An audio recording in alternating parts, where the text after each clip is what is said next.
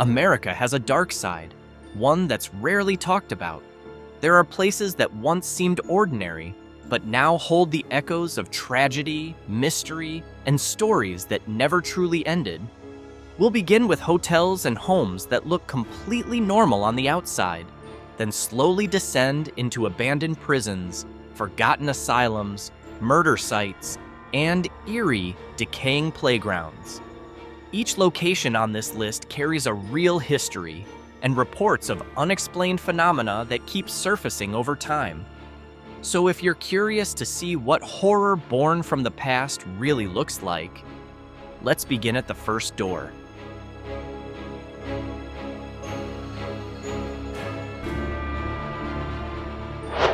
Tucked into the quiet slopes of the Rocky Mountains stands the Stanley Hotel, a grand white building that, from a distance, looks like a luxury retreat for upscale families.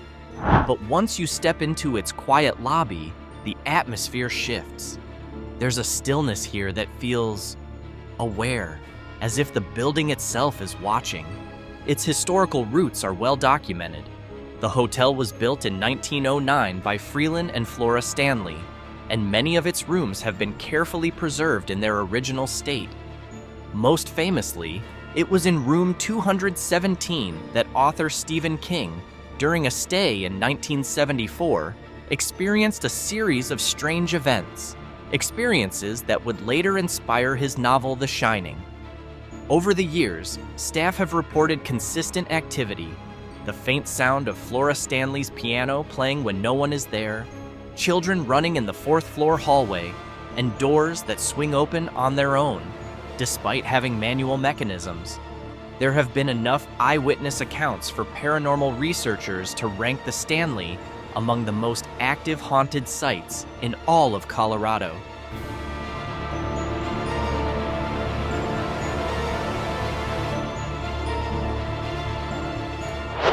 In San Jose stands a massive structure that, from the outside, looks like a classic Victorian mansion.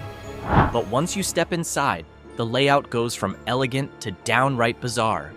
This is the Winchester Mystery House, a place where logic and architecture appear to be intentionally distorted. It all began with Sarah Winchester, heiress to the Winchester rifle fortune. After losing both her husband and child, she reportedly came to believe that she was being haunted by the spirits of those killed by her family's weapons. The verified fact? She kept the house under constant construction for 38 years, day and night, employing a full-time crew of workers who never stopped building. Architects have called the house anti-functional, with staircases that lead to nowhere and doors that open into walls. But paranormal researchers see it differently, a maze deliberately crafted to confuse something. Interestingly, even modern-day restoration crews have reported strange and consistent occurrences inside.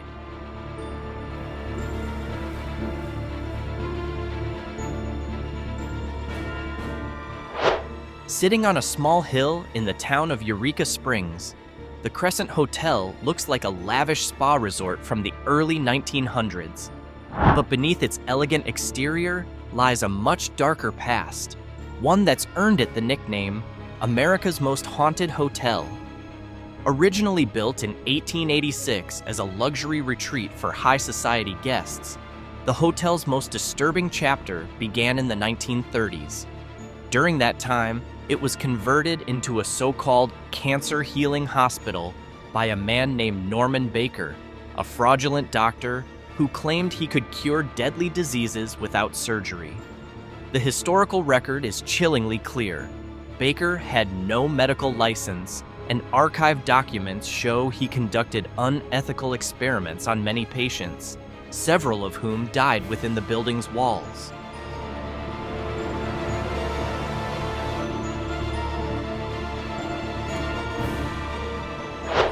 From the outside, this place looks more like a medieval fortress than a prison.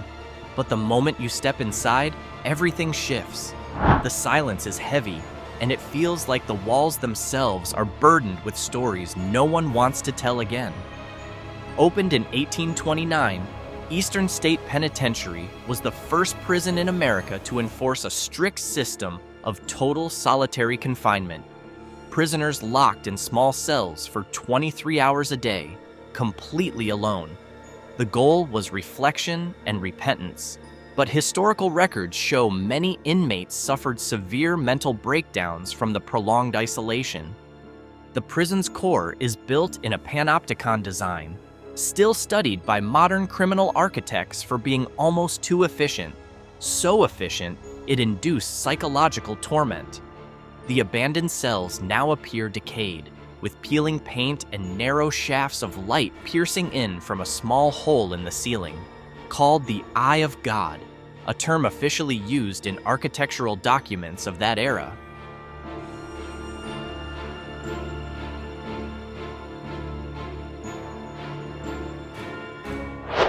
Standing in front of it, the building feels too big, too dark, and far too heavy with stories to be called just an old prison. Originally built as a reformatory for young offenders, its history veered far from its original purpose. Official archives document how overcrowding turned the facility into a nightmare. Iron cell blocks towering 6 stories high, freezing temperatures, and poor sanitation that led to deadly outbreaks. Several tragic incidents are clearly recorded, including the murder of a warden in 1925 and hundreds of other deaths from violence and disease. It's no wonder the East Cell Block is now one of the most frequently reported hotspots for unexplained activity. Ironically, the Reformatory gained public attention after serving as the filming location for The Shawshank Redemption. Some crew members even reported strange disturbances during production.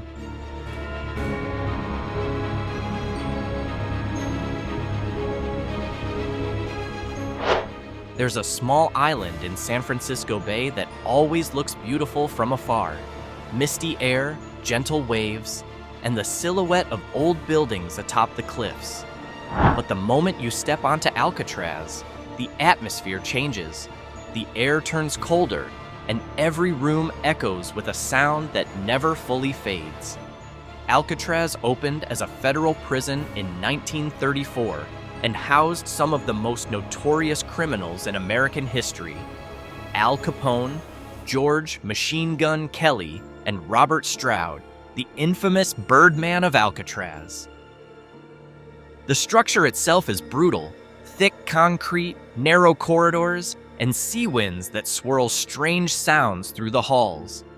For many inmates, this led to the collapse of their sanity. Some former prisoners even claimed to hear music or voices coming from the walls, despite having no radio and with no other inmates nearby.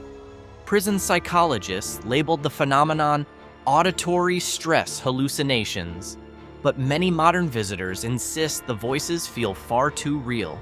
Waverly Hills.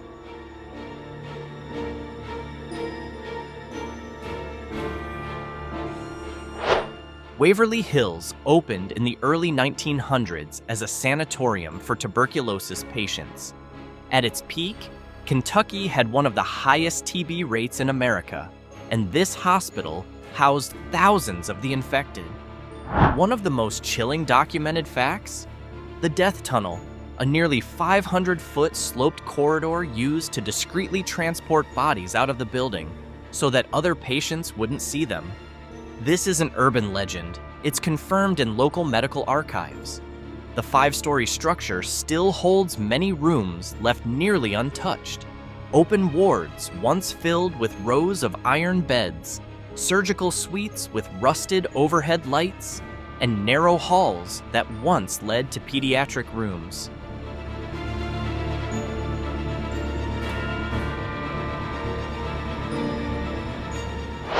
Some places aren't terrifying because they're dark, but because the silence feels like it's been waiting too long. Rolling Hills Asylum is one of those places. Opened in 1827 as the Genesee County Poorhouse, it originally served anyone considered unwanted by society: poverty-stricken individuals, orphans, the mentally ill. Official records list over 1,700 deaths during its years of operation, many with no clear identity. The main corridor, long enough to lay down a yoga mat more than 100 times over, is said to be the most active spot in the building. Visitors often report seeing a towering shadow figure, nearly 7 feet tall, believed to be the ghost of Roy Krause, a former resident known for his enormous size. Today, Rolling Hills has been converted into a public tour site, offering guided night visits through rooms preserved much as they were decades ago.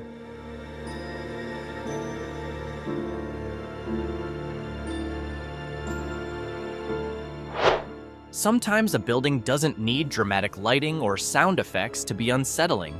Its history speaks for itself, and Trans-Allegheny Lunatic Asylum is a masterclass in that.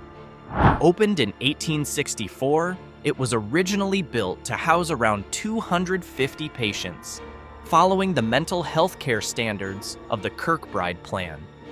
But by the 1950s, official records show that the patient population had swollen to over 2,400, almost 10 times its intended capacity. This overcrowding wasn't just statistical. It led to widespread reports of abuse, neglect, and extreme treatment methods like lobotomies, once viewed as cutting-edge therapy. Spanning over 242,000 square feet, the asylum also witnessed countless tragedies, from riots to unexplained deaths that were never fully documented.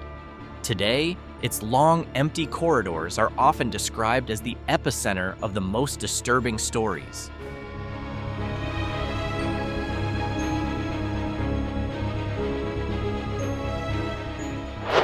Some places don't try to scare you, they simply exist, and the atmosphere does the rest. The Ridges, located in Athens, Ohio, is one of those places. Opened in 1874, this 141-acre complex was once the largest mental health facility in the state.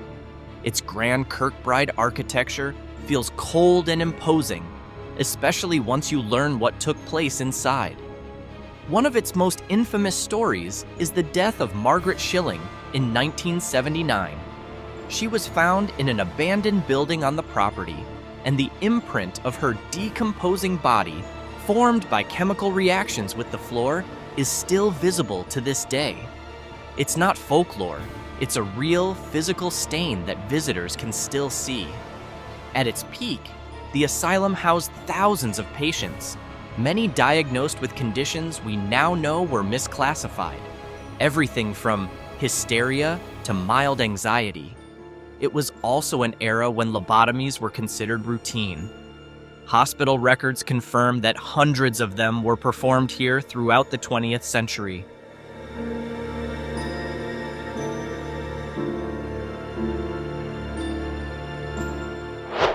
Not every haunted place has to be dark to feel threatening.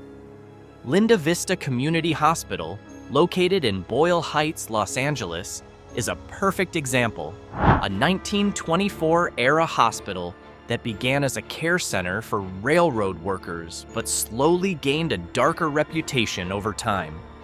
By the late 1980s, records show a steep rise in violent crime throughout East LA, and Linda Vista became overwhelmed with trauma cases, gunshot wounds, stabbings, and serious accidents. With aging facilities and an overburdened staff, the hospital eventually lost its accreditation and shut down in 1991. Among the many ghost stories, 2 are repeated the most: a small child seen wandering the halls, and unexplained footsteps heard on the upper floors. But what truly stands out are the physical details. Many rooms still hold original equipment from the 1970s and 1980s, including massive surgical lights and an abandoned X-ray room. In fact, Linda Vista has become a filming hotspot, featured in hundreds of movies and shows, from Insidious to Pearl Harbor, because the atmosphere is just too real to fake.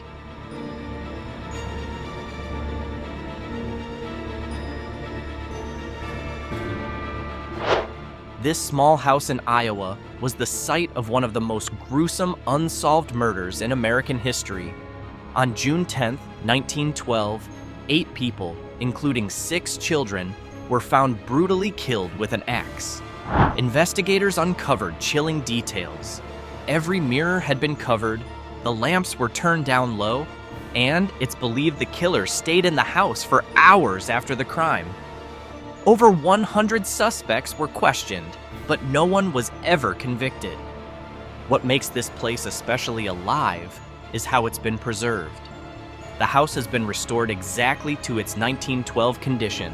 No electricity, no modern plumbing, just creaking floorboards, and a house that seems to breathe.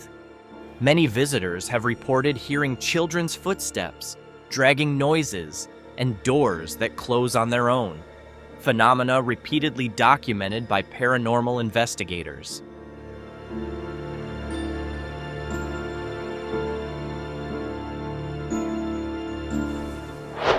Some buildings look peaceful from the outside, but McInteer Villa in Atchison seems to have its own way of making guests feel watched.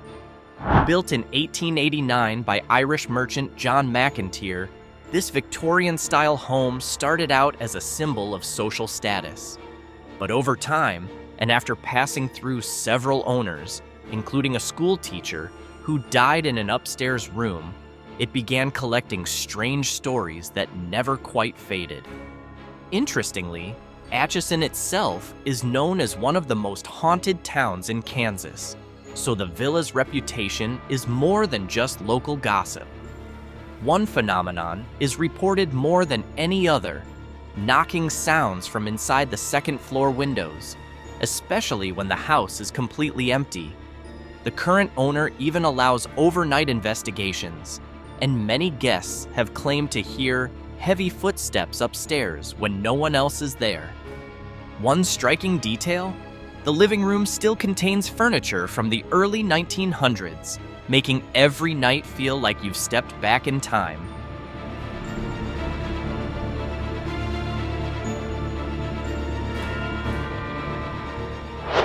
At the heart of one of the South's most famous legends lies the story of the Bell Witch, a tale so enduring it's recorded in state historical archives. According to the Bell family, this was no ordinary haunting. The witch spoke out loud, mimicked family members' voices, moved objects, and even physically assaulted John Bell before his death in 1820, an event that some call the first documented supernatural murder in U.S. history. What makes the cave even more unsettling is its physical form. Inside are damp, narrow passages lined with stalactites. One chamber is known as the Devil's Hole, a vertical drop so deep it's never been officially measured due to its danger. Visitors have reported whispers, unseen hands throwing stones, and bursts of cold air coming from pitch-black corners. The legend ran so deep in American folklore that, according to old stories, President Andrew Jackson once tried to visit the site, only for his carriage to mysteriously freeze in place, as if something invisible refused to let him pass.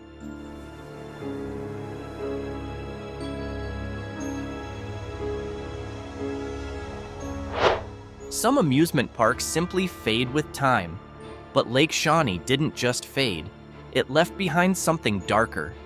Tucked away in Mercer County, this small park opened in 1926, and from the start, it seemed plagued by tragedy. Over the decades, 6 deaths were recorded, most famously, a young girl struck by a delivery truck while riding the swing set, and a boy who drowned in a nearby lake. What deepened the mystery was what came later. After the park closed in 1966, a planned renovation led archaeologists to uncover more than 10,000 artifacts and hundreds of human remains, believed to be from a Native American burial ground that predated the park by centuries. Many of the graves belonged to children. The discovery cast the park's eerie reputation in a new, far more chilling light. Today, its rusted Ferris wheel and that infamous pink swing remain frozen in place, as if still waiting for one last ride.